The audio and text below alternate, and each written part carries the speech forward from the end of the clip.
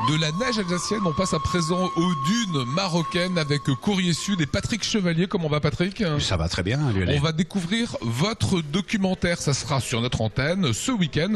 On va rappeler ce que c'est que Courrier Sud. C'est une sorte de raid un peu délirant, et à VTT et à pied. Voilà, course à pied et VTT, par équipe de 4 ou 5, 2 coureurs à pied, 2 VTTistes.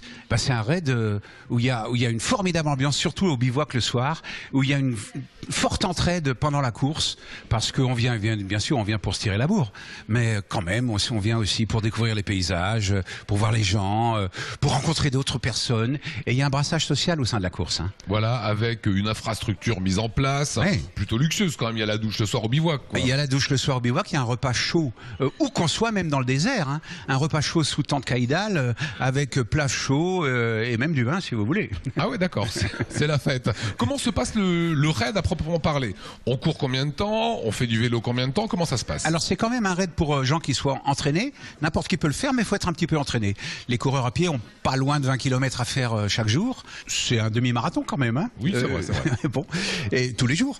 Et puis les coureurs VTT en font 40, 45. Effectivement, alors des épreuves qui sont très très variées, soit individuelles, soit carrément en équipe, soit en relais, soit en course d'orientation, etc., etc. Et puis le fameux run and bike où chacun fait du vélo et de la course à pied. Alors on est là aussi sur les terres de Saint-Exupéry. Oui, parce que Saint-Exupéry décollait de Cap Juby à 600 km au sud d'Agadir pour faire l'Atlantique Sud, enfin les courriers vers Dakar, puis le Brésil, et il a laissé cette impression forte. Il a beaucoup écrit. Courrier Sud est son premier roman, écrit à Cap Juby, et la course, il y a quelques années, est allée à Cap Juby, a foulé le sol de l'aéroport où était Saint-Exupéry. Alors Patrick, vous êtes journaliste, comédien, réalisateur, puisque on a découvert là vos images, votre documentaire. Qu'est-ce qu'il raconte ce film? Qu'est-ce qu'il nous propose sur la réalité de la course, sur l'ambiance de la course, sur l'esprit de la course? Alors avec Vincent Witz, donc qui a réalisé toutes les images et le montage, on a voulu s'intéresser à 2 équipes alsaciennes, mais différentes. L'une, c'est une famille. Alors une famille, c'est incroyable quand même, une famille qui s'est inscrite au raid.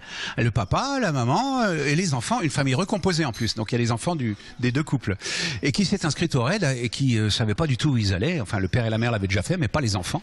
Et puis d'un autre côté, 2 copains de Colmar, un très bon VTTiste et un très bon coureur à pied, mais qui n'étaient que 2. Or, il faut être 4.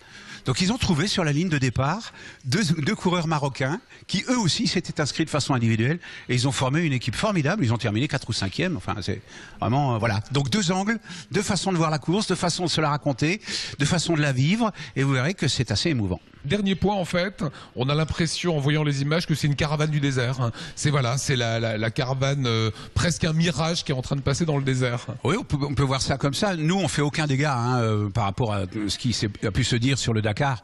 Non, nous, on a une vingtaine de 4x4, mais qui avancent lentement, puisqu'ils avancent à l'allure des coureurs et des coureurs à pied. Donc, ils avancent très, très lentement. Nous, on nettoie tous les bivouacs, on les laisse impeccables.